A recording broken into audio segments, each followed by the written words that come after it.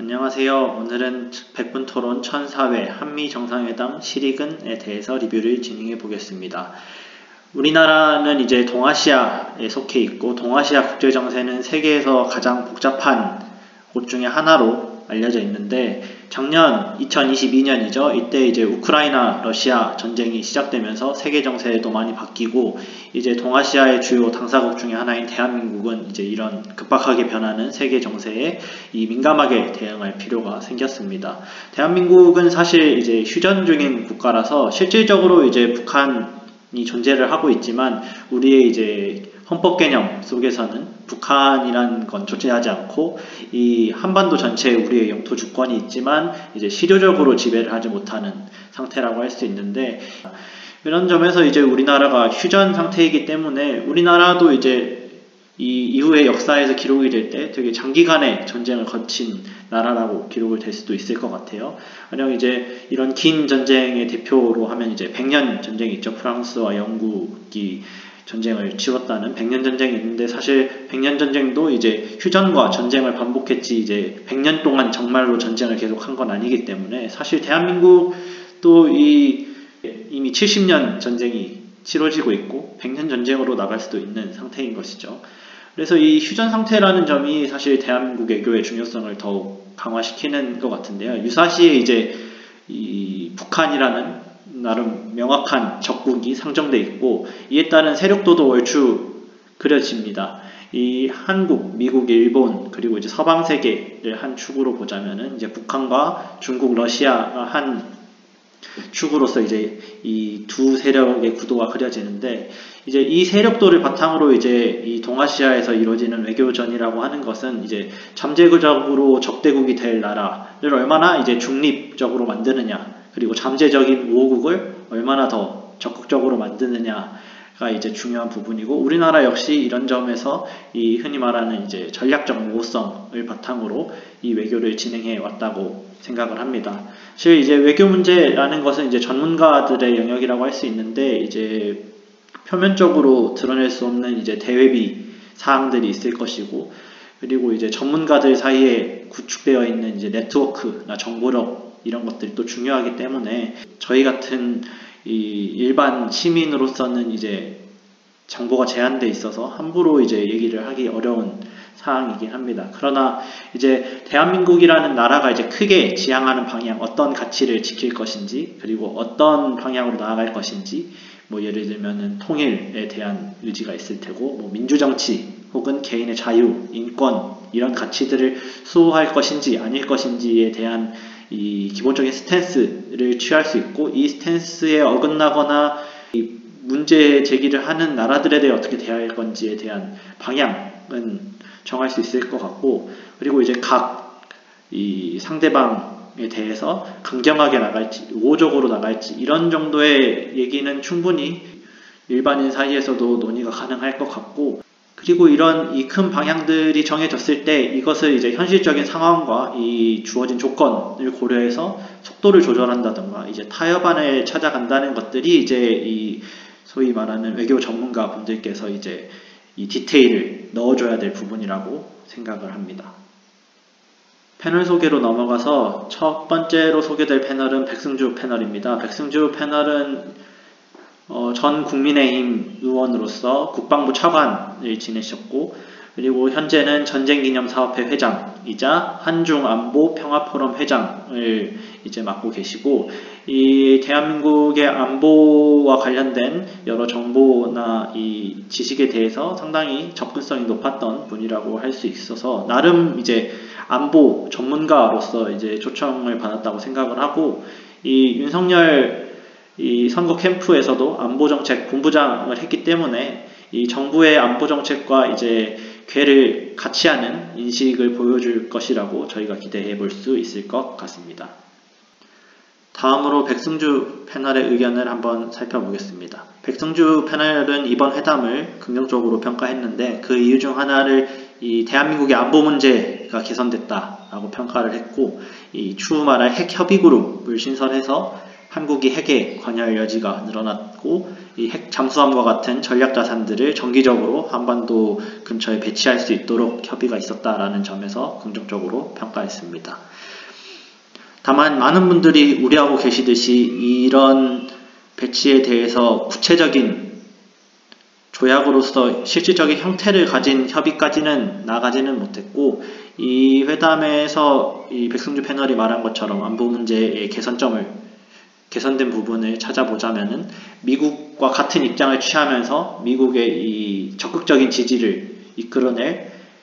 베이스를 만든 거죠. 이런 점에서는 이제 안보 문제에 대해서 조금 개선적이 되었다고 평가할 부분이 있다라고 생각이 됩니다. 다음으로 이 미국 역시 이번 회담을 고무적으로 평가했다. 이 한국도 긍정적인 점들을 평가했지만 미국 역시 만족을 했다라는 점을 주장을 했는데, 확실히 제 생각에는 미국에서는 얻을 것을 충분히 다 얻은 회담이었던 것 같아요. 이 핵 비확산이라는 기조를 지키면서 이 핵 공유에 대해서는 혹은 핵 개발에 대해서는 선을 확실히 그어줬고, 한편으로는 이제 중국과 북한에 대해서 공동 성명을 통해서 이 한국과 미국이 같은 입장이란 점을 재천명함으로써 한미동맹을 강화했고, 그리고 이제 민감한 문제라고 할 수 있는 경제 문제에 대해서는 크게 언급이 안 되고 현재 진행하는 대로 이 진행이 될 거라는 기대 속에서 미국은 확실히 이번 회담에서 많은 것들을 얻었다라고 평가를 할 수 있는데, 다만 이제 우리나라 쪽에서 이번 회담을 평가할 때 미국이 만족했다라는 점을 강하게 어필하기에는 조금 구색이 안 사는 면이 있는 것 같습니다. 그리고 다음이 이제 이번 회담과 워싱턴 선언에서 그나마 실질적으로 구체화가 진행된 부분이라고 저는 생각을 했는데, 핵협의그룹, Nuclear Consultative Group이라고 하는 나토의 이제 NPG, Nuclear Planning Group이랑 이제 비슷한 이름을 따온 이 NCG가 설립이 되어서 이제 차관급들이 분기별로 주기적으로 이제 핵 문제에 대해서 논의하는 이런 기구를 신설하게 되었다라는 점에서 고무적으로 평가를 하고 있는데, 이 핵 협의 그룹이 얼마나 실익을 가져올 것인지에 대해서는 역시나 추후에 이 핵 협의 그룹이 진행되는 양상을 지켜볼 필요가 있다는 점에서 이것만으로 잘했다 못했다를 따지기에는 아직 부족한 것 같습니다. 그 다음으로 많은 분들이 이제 지적한 경제적인 논의가 많이 빠져 있다. 이 반도체든 자동차든 여러 품목들에 대해서 지금 미국이 자국 살리기를 우선하면서 미국 밖에 있는 기업들에 대해서 여러 제약들을 걸고 있는데, 이 부분에 대해서 조금 목소리를 내야 되는 게 아니었나라는 비판에 대해서 반도체 공급망 등의 문제에 대한 합의와 조율 자체는 약속이 있었다라고 주장을 하면서 어느 정도 변호를 했는데, 다만 이 디테일을 설명하지 못한다는 점에서 아직 국민들의 신뢰를 사기 부족한 부분이 있고, 모든 패널들이 지속적으로 얘기하듯이 이번 회담이나 선언에서 이 성과를 발견하기보다는 이번 회담을 시작점으로서 어떤 후속 조치들이 이루어져서 실질적인 성과를 이끌어내는가가 중요한 부분이라고 생각됩니다. 다음으로 이 부분은 비난 여론에 대해서 약간 일종의 암탈 같은 것을 부린 것 같은데, 이 과도한 칭찬도 문제지만 과도한 비판도 문제라는 것이죠. 이 과잉 비판은 이르다라는 것인데, 이 말 자체는 저는 동의를 합니다. 제가 봤을 때도 이번 회담은 시작점으로서의 의미가 있고, 이 회담이 실질적인 성과를 가져오기 위해서는 이후에 어떻게 되는지를 볼 필요가 있는데, 그 점에서 이제 이 시작점만을 보고 이미 다 끝난 결론이 난 것처럼 가정을 하고 비판을 하는 것들은 자제할 필요가 있다라고 생각을 하는데, 이 부분은 이제 김종대 패널이 말씀하신 것처럼 과도한 기대를 불어넣었고, 그리고 다녀와서도 상당히 성과가 있고 이미 충분히 가시적인 성과가 있는 것처럼 강조를 했는데, 특히 이제 안보 쪽의 분야에 대해서 이 성과가 있는 것처럼 얘기를 했는데, 사실은 지금 시점에서는 정확히 얘기할 수 있는 디테일한 성과가 없는 상태에서 이렇게 얘기하는 것은 오히려 더 반발을 사지 않을까 하는 걱정이 듭니다. 그 다음으로 이제 앞으로 우리가 어떤 식으로 외교를 진행해야 될지에 대해서 또 주장이 있으셨는데, 이 점은 다른 패널들도 마찬가지인 것 같아요. 몇 가지 테마에 대해서 이 정도의 차이는 있지만 큰 방향성으로서 한미일 관계가 중요하다라는 점에서 대전제를 두고 중국과 러시아와도 대립이 아니라 관계를 회복시키고 이 우호적인 관계를 쌓아야 된다는 점에서는 모든 패널이 이 입장을 일치하고 있는 부분이라고 생각을 했습니다. 다만 러시아와의 외교 관계에 있어서 현재 진행 중인 우크라이나 전쟁에 대해 어떤 입장을 취해야 할 것인지, 그리고 이것과 연장선상에서 러시아에 대해 어떤 태도를 취해야 될 것인지에 대해서는 약간의 의견 차가 있는 것 같아서 이 부분은 이제 추후에 한 번 더 논의해 볼 필요가 있다고 생각이 들었습니다. 다음으로 신경민 패널입니다. 신경민 패널은 19대, 20대 2대에 걸쳐서 더불어민주당 의원으로 활동하면서 외통위원, 정보위 간사 등을 역임하셨고, 그 전에는 MBC 워싱턴 특파원 그리고 뉴스데스크 앵커로서 언론인으로서 TV에서 모습을 보여주셨던 분입니다. 다만 이분 같은 경우는 이명박 정권 때 이명박 정권에 의해서 강판된 경험이 있고, 이것이 이제 이 더불어민주당으로 활동을 하게 된 중요한 계기 중에 하나이기 때문에 야당의 입장을 대변하기 위해서 나왔다고 볼 수 있고, 그리고 이분 같은 경우에는 워싱턴 특파원으로 오래 활동을 했기 때문에 미국 정세와 동향에 많은 관심이 있고 실제로 많은 정보가 있을 것이라고 기대돼서 일종의 미국 전문가로 이번 토론에 초청받았다고 생각됩니다. 그래서 신경민 패널의 의견을 살펴보면 이번 워싱턴 선언은 핵 공유가 아닌데 이 브리핑에서 핵 공유라는 민감한 표현을 써서 이 문제를 만들었다. 이런 워딩은 조심히 사용할 필요가 있다고 얘기를 했는데, 이 부분에 대해서는 저도 공감하는 편이며, 이 전 세계를 대상으로 하는 브리핑이죠. 한국어로 이 브리핑을 하긴 했지만 요즘 같은 경우는 다 이 브리핑들을 검토를 하는 시대이기 때문에 이런 경우에는 정확한 워딩이 확실히 필요하다고 생각이 되고,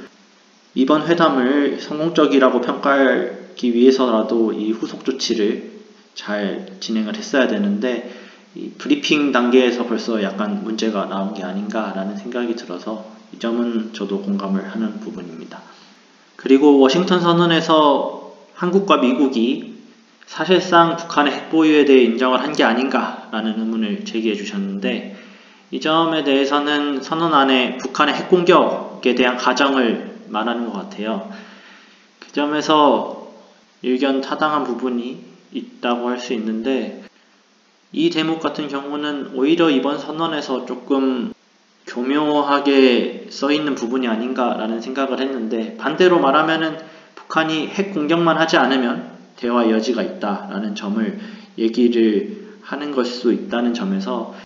이 부분에 대해서는 어떻게 해석을 할지 각 나라의 입장에서 다른 해석이 나올 수 있어서 정상회담의 선언문다운 이 교묘한 워딩이었다라고 저는 생각을 하고 싶습니다. 다음으로 신경민 패널 역시 이번 회담에서 소득이 없는 건 아니지만 일종의 과대 표장을 통해서 더 반발을 샀다라는 점에서는 저도 상당히 공감을 하고 있고, 신경민 패널의 입장에서도 이 미국이 핵 확장을 어느 정도 해주면서 이 인심을 썼다라고 표현을 했는데, 그 점에서 이제 그 정도만 얘기를 하면 되는데 핵 공유 뭐 이런 표현들을 쓰면서 이 평가를 과대 포장했다는 점이 문제가 있다라고 얘기를 했고, 이런 점은 사실 정부와 여당에서도 어느 정도 이번 회담의 성과의 한계 그리고 이제 경제적인 측면에서의 부족함을 알고 있는 것 같아요. 그럼에도 불구하고 이 성과를 선전하려는 조급함이 있다 보니까 이런 과대 포장이 나왔다고 저는 생각이 들고, 그런 점에서 충분히 비판을 받을 점이 있고, 최소한 회담이 어떻게 진행됐더라도 그 득과 실을 솔직하게 브리핑할 수 있는 일종의 용기라고 해야 되나요? 이 서로의 국민과 정부 간의, 국민과 여당 간의 신뢰관계가 좀 더 쌓였으면 좋겠다는 생각이 들었습니다.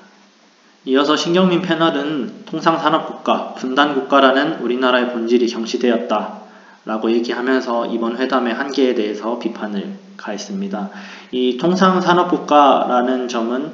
이번 회담에서 경제적인 문제에 대표적으로 반도체와 자동차가 있을 텐데 이런 점에 대해서 논의가 부족했다라는 점을 지적한 것 같고, 분단국가의 본질이라고 하는 것은 이 주변국들과의 우호, 평화적인 메시지가 부족한 게 아닌가라는 비판을 한 것 같아요. 이 점은 확실히 이번 회담에서 많이 아쉬운 부분이라고 생각을 하고, 여당이나 정부 측 패널에서 반박을 했듯이 정상회담에서 모든 걸 얘기할 수 없고, 특히 디테일 같은 부분은 정상들이 모두 알기 힘들기 때문에 다 정하기는 힘들죠. 다만 정상회담에서만 할 수 있는 것들이 또 있다고 저는 생각을 합니다. 이 양 국가 간의 거시적인 방향성, 첨예하게 대립이 돼서 실무자가 함부로 내리기 힘든 중요한 결단 같은 것들이 있을 텐데, 예를 들면 뭐 반도체 문제에 대해서는 기술 이전 같은 문제라거나, 자동차 문제에 있어서는 이 규제에 대한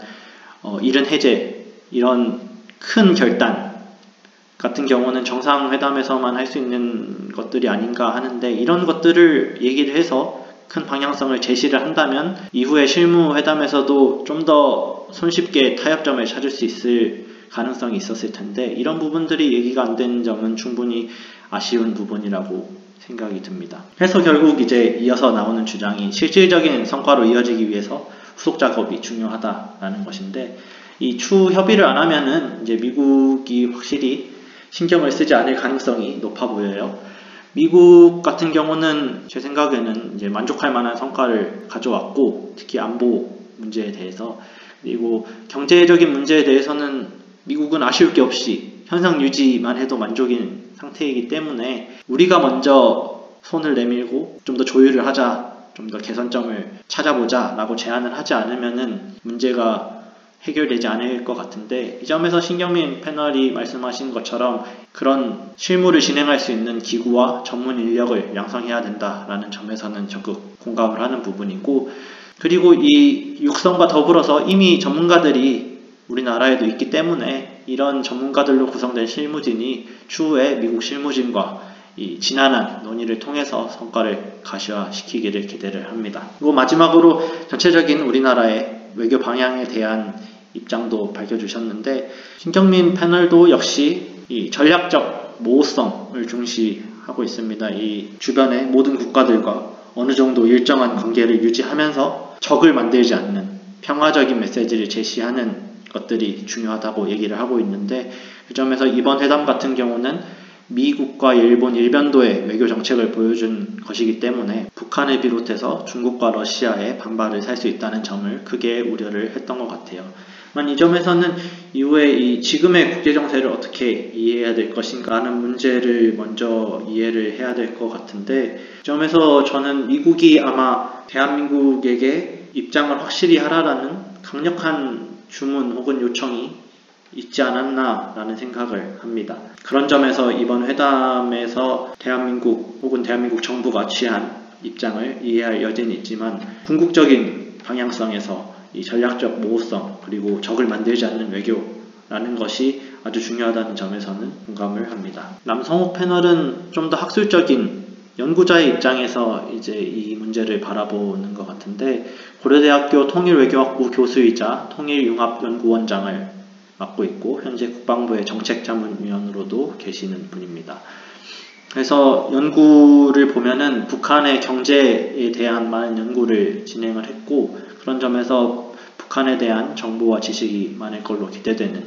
이 신경민 패널이 미국 전문가로서 초청이 됐다면, 남성욱 패널 같은 경우는 북한 전문가로서 초청이 되었다라고 볼 수 있을 것 같습니다. 그런 점에서 이제 백승주 패널이 좀 더 정무적, 정치적인 입장을 대변한다고 한다면, 이 남성욱 패널 같은 경우는 이론적이고 학술적인 측면에서 이 문제를 여당 측에서 대변한다고 할 수 있을 것 같습니다. 그런 점에서 남성욱 패널은 학술적인 입장에서 동맹국 간의 외교는 기본적으로 제로섬이 아니라 윈윈 외교로 봐야 된다라는 얘기를 하면서 이번 회담을 A학점을 주고 싶다라고 얘기를 했는데, 아마 A학점을 준 것은 정부 측 패널이다 보니 조금 더 후하게 점수를 준 것 같고, 저희가 고려를 해야 되는 것은 이제 윈윈이라고 해도 서로가 가져가는 윈의 파이의 크기가 너무 차이가 난다면은 적게 가져간 쪽에 불만을 들을 수가 있기 때문에 이 점도 조금 더 고려를 했으면 좋겠다는 생각이 들었고,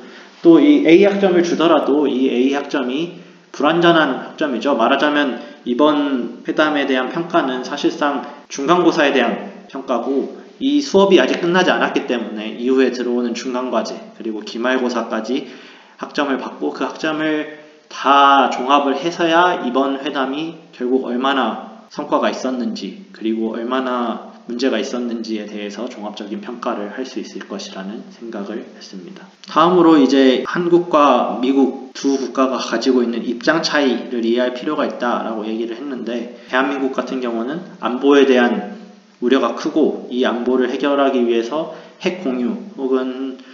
자체적인 핵 개발까지는 얘기를 안 했지만 아무튼 핵에 대해서 대한민국이 개입할 여지가 있었으면 좋겠다라는 입장이 있는 것이고, 미국 같은 경우는 대한민국의 이런 안보 문제를 해결해 주면서 동시에 핵 비확산을 유지하려는 이런 입장이 충돌을 했기 때문에 이번 선언과 브리핑에 대한 입장 차이가 나온 게 아닌가라는 얘기를 해주셨는데, 그런 입장 차는 어찌 보면 당연한 거라고 할 수 있을 것 같아요. 비단 한국과 미국이 아니라 대한민국과 어떤 나라가 외교를 하든, 그리고 미국이 어떤 나라와 외교를 하든 이 양자의 일시적인 목표가 일치할 수 있고, 그런 점에서 합의가 가능을 하지만 궁극적으로는 각자의 위치와 이 국력 그리고 처해 있는 조건에 따라서 결국은 생각하는 바가 다를 수 있다라고 생각을 해서, 그 점에서 사실 문제가 되는 점은 이런 온도차를 수면 아래에서 조율을 하고 수면 밖에서는 이런 게 없는 것처럼 강건한 한미 동맹이 유지되고 있는 것처럼 보여줬으면은 정부와 여당 측의 목적이 달성이 되었을 거라고 생각을 하는데, 이번 브리핑 문제에서도 미국이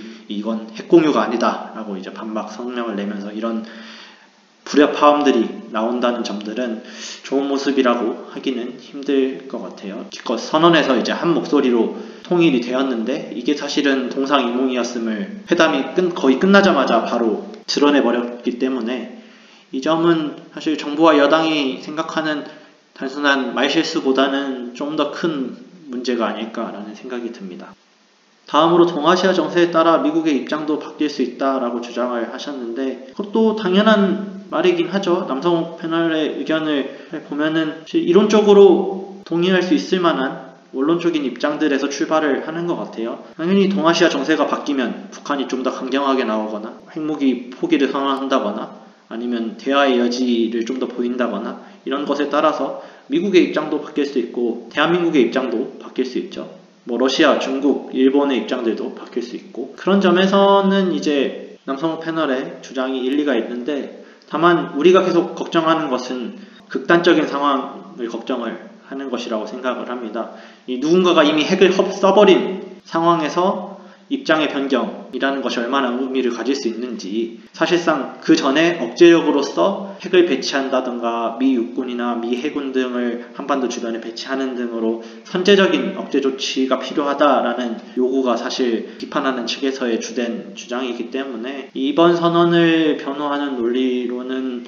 조금 부족한 게 아닌가라는 생각이 들었습니다. 그리고 과잉 홍보에 대한 이 비판에 대한 비판이죠. 이 과잉 홍보에 대해서 비판을 하는 얘기에서 과잉 홍보의 대상은 북한도 포함이다. 그렇기 때문에 이 북한 들으라고 조금은 과장을 했다라고 얘기를 하는데, 이 점은 있을 수 있는 얘기라고 저는 생각을 합니다. 다만 이제 아까도 말했듯이 이런 게 설득력을 가지려면은 미국 측에서 이 점에 대해서 양해를 하고 이번 브리핑에 대해서 코멘트를 안 하거나 동조를 해줘야 되는데,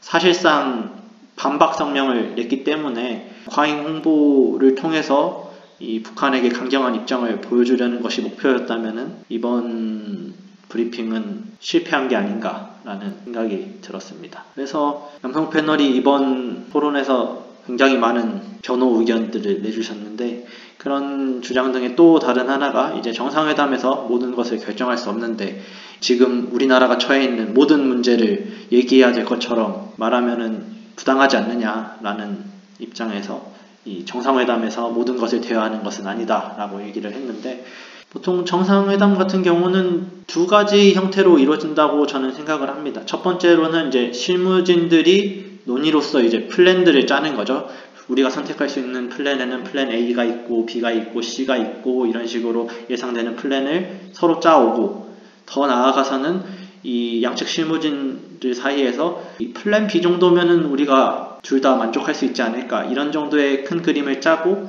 이것에 도장을 찍는 정상회담이 있을 것이고, 또 하나는 이런 실무진의 논의들을 덜 하고 대신 정상들끼리 직접 중요한 문제에 대해서 논의를 하고 큰 방향성을 정한 다음에 추후 디테일에 대해서는 추후에 실무진들이 협의를 하는 그런 형태도 있을 수 있을 것 같은데, 이번 회담 같은 경우는 이제 이번 큰 방향성만 정하는 시작점으로서의 회담이었다는 주장이고, 저도 그렇게 보이긴 하는데, 많은 분들이 1번 이미 짜여진 것들을 결정하고 실제로 이번 회담으로서 뭔가 가시적인 성과가 나오는 것들을 원하는 분들이 많았고, 대한민국의 가장 곤란한 문제였던 경제적인 문제에 대해서 목소리를 내지 못했다는 비판은 아마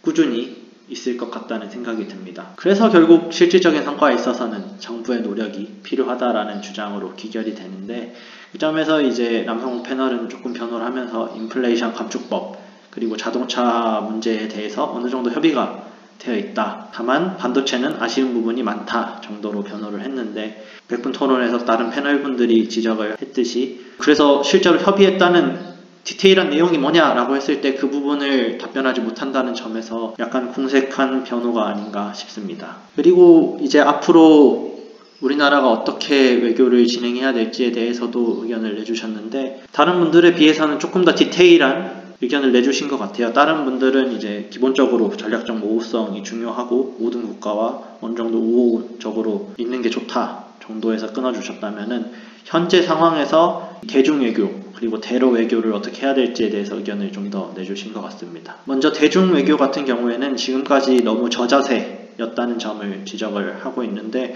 그 점에서는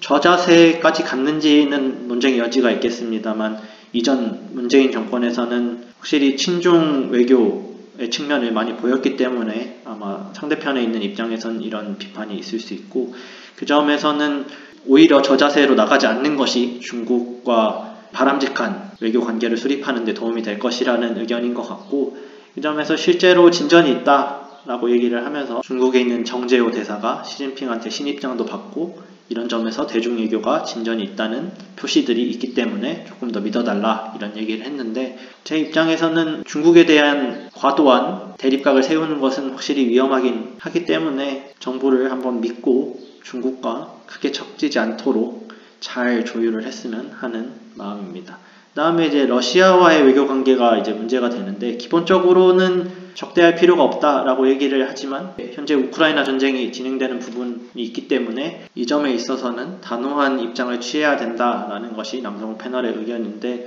이 부분에 대해서 우크라이나 전쟁은 러시아가 잘못했지 라는 점에서 반대를 하는 분들은 없을 것 같아요. 다만 이 입장이 외교 문제로 넘어왔을 때 러시아와의 외교에서 우리가 어떤 태도를 취해야 하는지, 우크라이나 전쟁에 대한 러시아를 비판하는 입장이 국가의 입장에서 어느 정도 표현되는 게 적절한지에 대한 국내의 합의가 부족하다고 생각이 되고, 이 점에 있어서는 우리나라 안에서 꾸준한 논의가 필요하다고 생각이 됩니다. 제 개인적인 생각으로는 우크라이나 전쟁에 대한 비판 성명을 내는 것은 어느 정도 필요하다고 저도 동의를 할 수 있는데, 그것이 가져올 여파에 대해서는 충분히 숙고를 한 다음에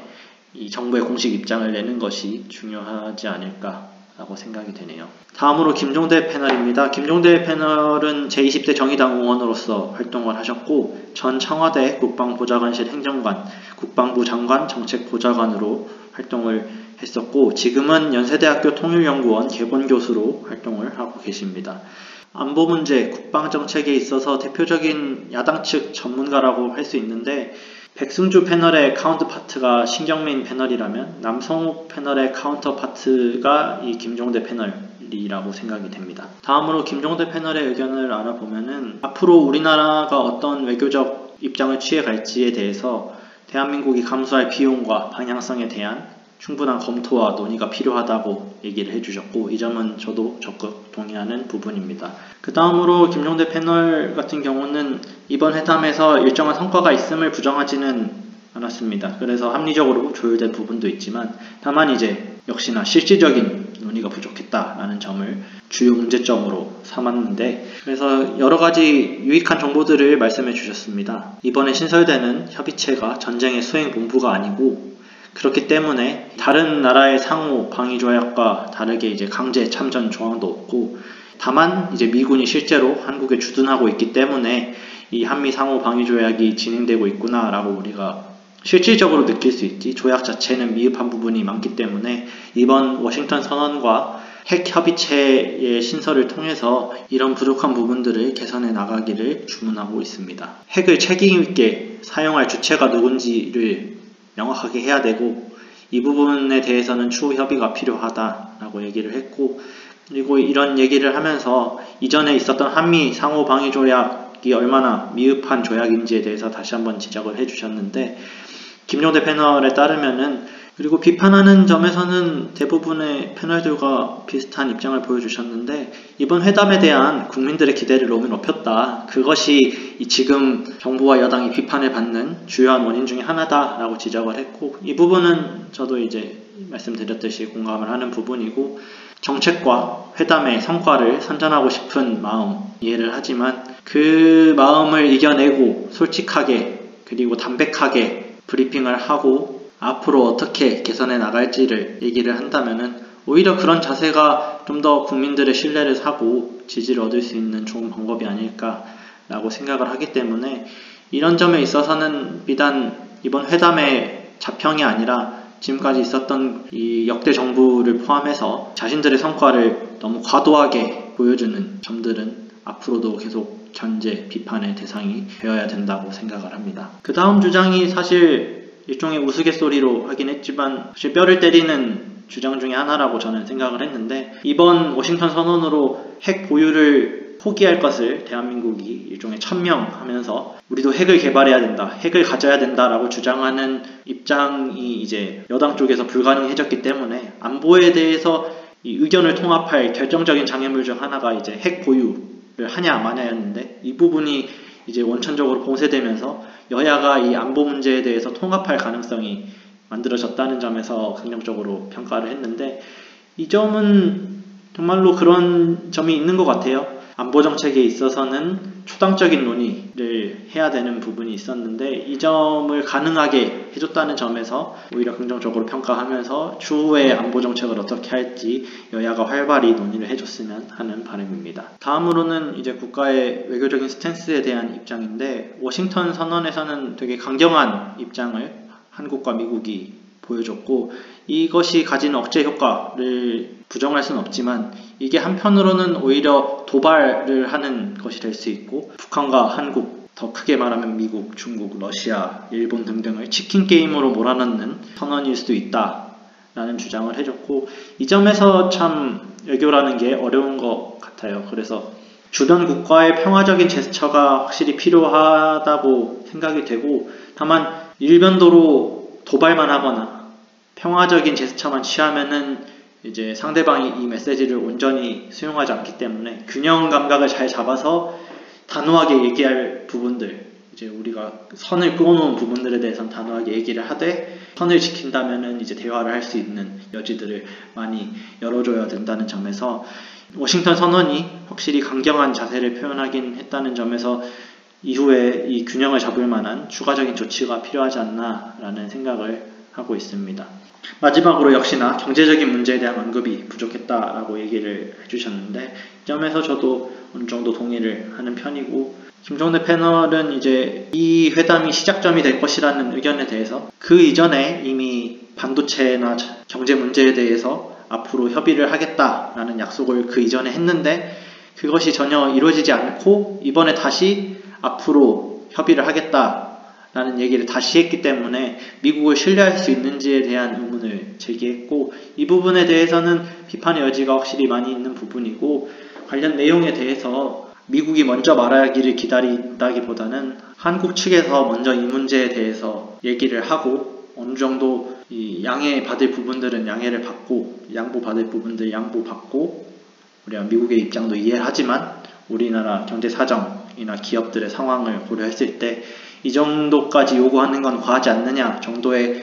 최소한의 의견 표출은 있었으면 좋겠다라는 생각을 저도 했기 때문에 이런 주장도 확실히 일리가 있는 주장이라고 저도 생각을 했습니다. 그리고 이제 저와 다른 댓글과 채팅에서 나온 여러 의견들을 조금 종합을 해봤는데, 요즘 신냉전이라는 얘기가 많이 나오죠. 작년 우크라이나에서 전쟁이 시작된 이후로 국제적으로 냉각 기류가 강해지고 서로 이제 너는 누구 편이고 나는 누구 편이고 이런 편가르기가 좀 더 강해지면서 새로운 냉전이 오는 게 아닌가라는 우려를 하고, 이런 점에서 각 국가들이 진실한 혹은 신뢰를 쌓은 무방이라기보다는 필요에 의해서 맺어지고 끊어질 수 있는 일종의 도구 같은 존재들이 서로 된 게 아닌가라는 점에서 많은 분들이 우려를 말씀해 주시고, 이런 상황에서 이 서방 선언문 이후에 추후에 약속된 협의를 기대하는, 미국의 선의에 기대하는 태도가 상당히 안일하다는 지적들이 있었는데, 이 점에 대해서 저도 많이 공감을 하는 편이고, 그래서 이 국제 정세가 많이 바뀌었습니다. 그래서 확실히 우크라이나 전쟁이 큰 계기가 됐다라고 저도 생각을 하고, 그 이후에 이제 미국이 상당히 급해진 측면이 있다고 저는 보는데, 이란과 이라크가 최근에 중국만의 힘은 아니지만 아무튼 중국이 중재를 서서 화해를 하면서 중국에 기울었고, 사우디 같은 경우도 미국에서 멀어지는 상황이죠. 그리고 최근에 프랑스 마크롱 대통령이 중국에 방문해서 한 얘기들도 파장을 약간 일으켜왔고, 이런 점에서 미국이 어느 정도 수세에 몰리는 국제정세가 형성이 되다 보니까 미국이 아마도 각국에 확실한 스탠스를 요구하고 있는 게 아닌가라는 생각이 듭니다. 이러한 사태를 두고 이제 신냉전이라고 하는 것인데, 새로운 냉전 분위기가 아닌가라고 얘기를 하는 것인데, 일각에서는 사실 냉전보다 더 위험하다라는 주장도 있습니다. 그러니까 세계대전이 끝난 이후에 근 50년간의 냉전 시기에서는 이 강대국 주변에서는 무력 시위가 혹은 직접적인 전쟁, 열전이라고 하는 전쟁이 별로 없었다라는 것이죠. 그래서 이런 열전 같은 경우는 아프리카, 중동, 아시아에서만 이루어지고, 냉전의 주 당사자인 미국과 러시아 주변에서는 전쟁이 일어나지 않았다라는 게 냉전의 큰 특징 중에 하나인데, 이번 신냉전이라고 부르는 국제정세는 이 지금 말하는 이 강대국들이 전쟁의 주체가 되어버린 상황이죠. 우크라이나에서 전쟁이 지금 이루어지고 있고, 이제 강대국이 된 중국도 대만 문제에서 이제 대만에 대한 무력 시위들을 이루고 있는 상황이기 때문에 냉전과 다른 이름을 붙여야 되는 더 위험한 상황이 아닌가라는 주장이 있는 것 같습니다. 이런 점에서 대한민국 외교의 난이도가 상당히 높아진 것 같아요. 아마 미국 같은 경우는 정말 우리 편이 누군지를 다시 한번 재확인하고 싶은 마음이 있고, 이번 한미 정상회담도 그런 연장선에서 이루어지지 않았나라고 생각을 하고, 그런 점에서 생각하면은 문재인 정부가 지금 시기였으면 어떤 외교정책을 펼쳤을까라고 생각을 해보면은 윤석열 정부와 크게 달랐을까에 대해서 의문이 있습니다. 문재인 정부 시기에는 우크라이나 전쟁과 같은 큰 사건이 없었고, 미국과 러시아, 중국 사이에 물론 도발과 충돌이 있었지만 지금 정도의 대립각은 세워지지 않았던 상태였기 때문에 전략적 모호성이 가능했다면, 지금 같은 경우는 전략적 모호성을 취하고 싶은데 취하기가 상당히 힘든 상황인 거죠. 그런 상황에서 이제 윤석열 정부의 선택이라고 하면은 그 안에서 그래도 전략적 모호성을 유지할 것인가, 아니면은 이렇게 된 바에 이 미국과 일본과 좀 더 긴밀한 관계가 될 것인가 라는 선택지 중에서는 미국과 일본에게 좀 더 가까이 다가가는 일종의 도박수라면 도박수인데 도박수를 던진 것 같다는 생각을 저도 했습니다. 그런 점에서 보면은 워싱턴 선언은 북한의 핵이나 위협 문제에 대해서 한국과 미국이 같은 입장에 있음을 다시 얘기를 한 선언인데, 이미 돼 있는 약속이라고는 하지만은 재확인의 의미가 없다고는 보이지 않고, 아마 미국이 기존의 우방들로부터 신뢰를 재확인하고 싶을 때 때마침 그런 목소리를 내줬다는 점에서 미국의 호감을 샀다라는 점은 평가를 할 수 있을 것 같습니다. 그래서 이번 윤석열 정부 같은 경우는 미국과 일본, 일변도의 정책을 일단 추진을 하려는 것 같은데, 그래서 장기적으로는 일본처럼 되고 싶은 게 아닌가라는 생각을 합니다. 일본은 사실상 미국과 혈맹이라고 할 수 있을 정도로 긴밀한 관계를 가지고 있고, 대한민국도 그 정도의 관계가 된다면은 안보 문제가 해결될 수 있지 않을까라는 게 이번 정부의 이 생각인 것 같은데, 제 생각에는 거기엔 큰 장애물이 두 가지 있는 것 같아요. 일본과 우리나라가 다른 두 가지 차이점이 있는데, 하나는 일본은 현상 유지를 원하죠. 지금 동아시아 정세가 이대로 유지가 되기를 바란다면은 한국 같은 경우는 북한 문제가 껴있기 때문에 그럴 수가 없다는 결정적인 차이가 있죠. 그래서 대한민국 같은 경우는 어느 시점에서는 변화를 미국이나 일본이나 중국과 러시아, 잘 된다면 북한에게까지 요구를 해야 되는 입장이라면은 일본은 그런 제스처를 취할 필요가 없이 그냥 지금 이대로 쭉 갑시다 라고 해도 문제가 없는 이런 큰 차이가 있고, 또 하나는 이제 사실 비슷한 문제인데, 지리적으로 가상으로 전쟁 시나리오를 시뮬레이트 하면은 한국은 최전선이 될 가능성이 되게 높죠. 그렇기 때문에 큰 자극과 변화에 더 민감할 수밖에 없고, 반대로 일본 같은 경우는 이런 시나리오 속에서 사실 이전에 한국전쟁에서 그랬듯이 물자를 제공하는 보급기지의 역할을 하는 정도에서 멈출 수 있기 때문에, 이런 점에서 일본은 입장을 미국 일변도로 하기가 되게 쉽다면, 한국 같은 경우는 이 변화, 북한과의 변화를 원하지만 전쟁은 일어나면 안 되기 때문에 이 전략적 모호성이 정말 중요해지는 지리적 위치에 있다고 할 수 있고, 이런 점들 때문에 사실 일본을 따라가기가 되게 쉽지 않은데, 그 점에 대해서는 이번 정부도 충분한 논의가 있었으면 좋겠고, 논의를 아마 했겠죠. 해서 지금의 선택을 했을 것이라고 믿도록 하겠습니다. 다만 이제 아쉬운 점은, 이런 생각을 가지고 있다고 하더라도 이번 회담에서 조금 더 우리가 가져올 부분이 있지 않았을까. 애초에 가기 전에 우리의 입장을 너무 정하고 가서 아무 얘기를 하지 못한 건 아닐까라는 개인적인 의문이 드는데, 다는 몰라도 이제 핵심 사항 같은 것들이 있잖아요. 예를 들어서 이 반도체 기술 이전에 대해서는 어렵다, 이것은 너무 과한 요구다, 이런 큰 몇 가지 부분들을 직접 언급을 하고 양해를 구해서 그 점에 대해서 이제 구체적인 조약이 없더라도, 그래, 이런 점에 대해서는 실무진 논의를 통해서 기술 이전은 안 해도 될 수 있도록, 혹은 규제를 완화하는 방향으로서 우리가 회의를 해보자 정도의 공동의 인식을 가지고 돌아왔다면은 조금 더 정부와 여당의 이번 성과를 포장할 때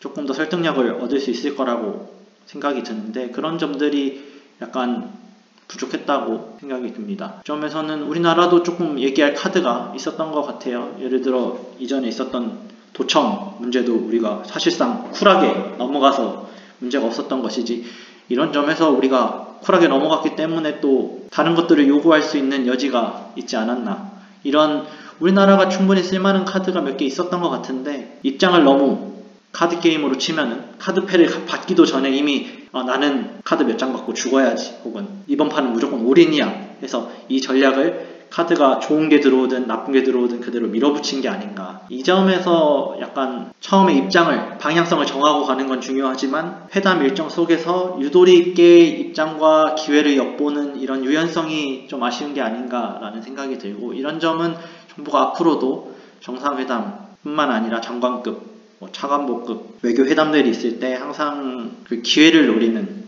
이런 자세를 잃지 않았으면 좋겠다는 생각을 합니다. 그리고 이 문제가 사실 되게 쟁점이 되는 문제인데, 북한의 핵 위협과 이를 억제하기 위한 우리나라의 핵 공유, 더 나아가서는 자체적인 핵 개발 문제에 대해서는 여론도 의견이 다양하게 있는 것 같아요. 북한이 핵을 개발하고 있고 사실상 가진 것 같으니 우리도 가져야 된다 라고 주장을 하는 분들이 있는가 하면, 우리가 가지면 그야말로 위기를 더하는 것이고, 어쨌든 대화를 해서 양자가 핵을 안 쓰는 상황을 만들어야 된다라는 입장이 있고, 이것에 대해서는 이제 댓글로도 채팅으로도 다양한 의견들이 있는 것을 볼 수 있었습니다. 핵 문제의 이제 근본적인 문제는 그 무기가 너무 강한 게 문제죠. 그래서 우리가 흔히 비대칭 전력이라고 하는데, 이 핵무기를 소유하는 것 자체로 체급이 다른 재래식 무기로는 도저히 메꿀 수 없는 군사력의 격차를 메울 수 있다라는 점에서 아주 위험하고 중요한 무기라고 할 수 있는데,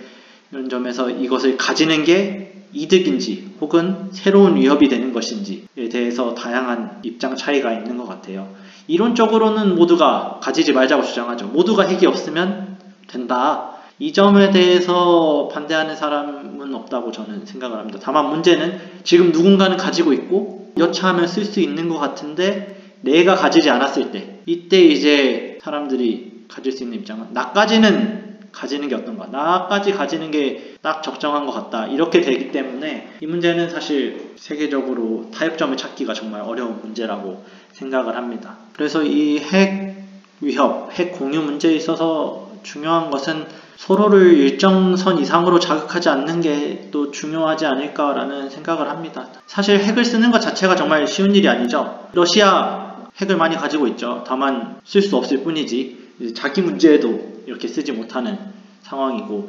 이 중국이 대만 문제에서 핵을 쓸 수 있을지, 여러모로 핵을 쓴다는 선택지가 정말 어려운 문제고, 그런 점에서 이제 설마 핵을 쏘겠어 라고 생각을 하고 있는데, 이 문제가 그럼에도 타협점을 찾지 못하는 것은 그 만약 설마 쓰겠어 라는 만약에 뚫렸을 때의 결과가 너무 파멸적이라는 점이기 때문에 우리가 항상 선을 넘지 않도록 경고하는 것은 필요하지만 어쩔 수 없이라도 이 평화적인 스탠스, 대화의 스탠스를 내야 되는 것인데, 이 균형을 어떻게 유지할 수 있을지는 저도 아직 답을 모르겠고, 한쪽으로 기울기보다는 양자 모두 균형을 가지고 대처를 하는 자세가 필요하다라는 생각이 들었습니다. 그리고 제가 생각하는 이제 다른 쟁점들을 몇 가지 가져와 봤는데, 하나는 이제 대만 문제 그리고 북한 문제를 어떻게 생각할 것인가 입니다. 사실 이게 다 연결되어 있는 문제라고 저는 생각해요. 이 러시아와 우크라이나, 중국과 대만,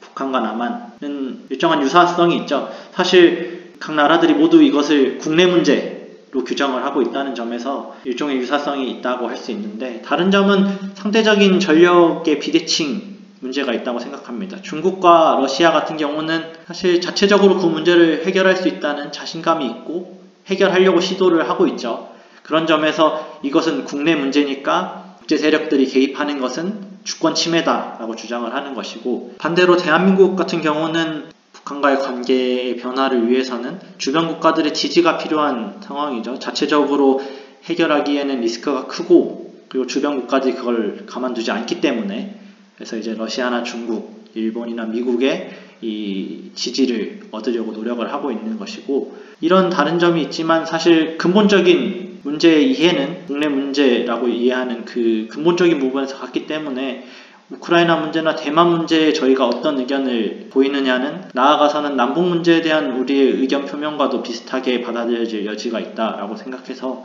쉽게 남의 일이니까 조용히 있으면 되는 거 아니냐라고 가볍게 말하기에는 어떻게 이제 우리 입장을 잘 표현하면서도 너무나 큰 반감을 사지 않을 수 있을지, 이 균형, 여기서도 균형이 중요한 것 같은데 균형을 어떻게 잡을 수 있을지 고민을 해야 된다고 생각을 합니다. 다음으로 이제 대등한 외교라고 하는데, 남승우 패널께서 이제 중국에게 너무 저자세 외교를 하는 게 아니냐, 이번에서도 너무 친미, 미국, 일본, 일변도 아닌가라는 이런 비판들에 대해서 대등한 외교를 우리가 하고 싶고 해야 된다라고 생각을 하는데, 그것이 가능한지에 대해서도 한번 고민할 필요가 있는 것 같아요. 사실 미국과 대한민국이 대등한 외교를 벌이는 것이 쉬운 일은 아닙니다. 경제 문제는 둘째 치고 사실상 안보 전반을 의존하고 있다라고 할 수밖에 없는 상황이기 때문에, 그 안에서 미국이 정말 강경하게 요구를 했을 때 우리가 어떻게 자신의 입장을 주장하면서도 미국과의 관계를 유지할 수 있을지, 이 문제를 풀어나가기 위해서는 사실 대한민국이 지금 어떤 위치에 있는지를 정확히 평가를 하고, 어떻게 이제 미국, 일본, 중국, 러시아와 대화를 해나갈 것인지, 그리고 나아가 북한과도 대화를 해나갈 것인지를 철저한 자기 점검을 출발점으로 삼아서 대외 관계를 맺어갔으면 좋겠다는 생각이 들었습니다. 모든 정책들이 그 결과를 지켜봐야 되지만, 외교 같은 경우는 정말로 어떤 행동이 어떤 결과를 불러올지 알기 힘든 분야인 것 같습니다. 특히나 이번 회담과 워싱턴 선언 같은 경우는 출발점으로서 의미가 부여되는 것 같고, 그 점에서 더더욱 지금 막 회담이 끝난 시점에서 이 회담을 평가하는 것이 상당히 무리가 있지 않나 라는 생각이 들었고, 그래서 저 같은 경우 100분 토론의 첫 질문처럼 이번 회담에 점수를 매기자면 B 정도 줄 수 있지 않나, 거기에 기대감을 더하면 B 플러스 정도를 줄 수 있지만, 다만 이게 최종 학점이 아니죠. 최종 학점이 아니라 중간고사 평가이기 때문에 최종 학점이 되려면은 추후에 과제물들을 어떻게 해결하는지, 기말고사를 어떻게 보는지에 따라서 이 점수가 더 높아질 수도 있고 낮아질 수도 있다라고 생각을 합니다. 그래서 이번 회담의 총평은 모든 패널들이 이 공통된 인식을 가졌듯이 시작점으로 평가하는 것 같아요. 그래서 야당에서는 이제 이것만 가지고, 시작점인 이것만 가지고 이제 평가를 하기 때문에 실질이 없는 허당이다 라고 평가를 하는 것이고, 여당 같은 경우는 스타트로서 좋은 스타트를 끊었고 이게 훌륭한 결실로 이어질 수 있기 때문에 그걸 고려한다면 좋게 평가할 수 있다 라고 다른 평가를 하고 있지만, 근본적인 인식은 비슷하다라고 생각을 하고, 사실 이 시점에서 이렇게 과대 비판이든 과대 포장이든 하는 것은 공허한 목소리라고 생각이 듭니다. 결국은 이제 추후 진행 상황을 봐야지 제대로 된 평가를 할 수 있는 상황이라고 할 수 있고, 그리고 토론을 지켜보면서 느낀 것이 내 패널이 가지고 있는 이번 회담에 대한 입장과 아쉬운 점, 장점이 굉장히 유사하다고 느꼈습니다. 시작점으로서 유의미하다는 점에서 공통의 목소리를 내고 있고, 그렇기 때문에 추후 협의가 정말 중요하고 경제적인 문제에 대해서는 잘 반영이 안 돼 있다라는 점에서도 같은 목소리를 냈다고 생각합니다. 그렇기 때문에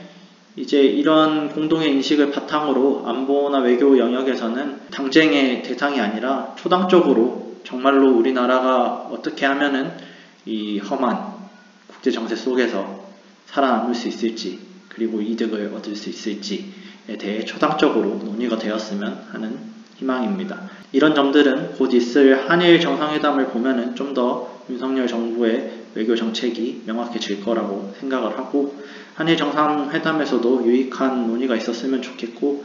미국과 일본, 일변도라는 외교 입장을 유지하더라도 그 안에서 할 수 있는 얘기, 그리고 얻을 수 있는 것들이 분명히 있을 것이기 때문에 그런 점들을 확실히 얘기하면서 줄 건 주더라도 받을 건 확실히 받아오는 그런 외교를 했으면 좋겠다는 생각을 하면서 이번 리뷰를 마치겠습니다. 감사합니다.